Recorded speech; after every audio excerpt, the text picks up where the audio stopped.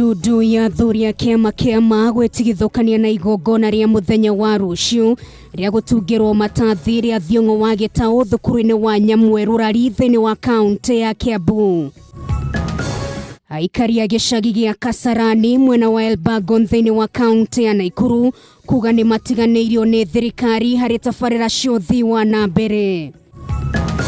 Most of the decisions that he was making, we were seeing them on media. Mwandiki munene wa kiama kia arutani ni Kionat Wilson Sossion ni ahaguritwo na atongoria erũ magathurwo gutongoria kiama kiu.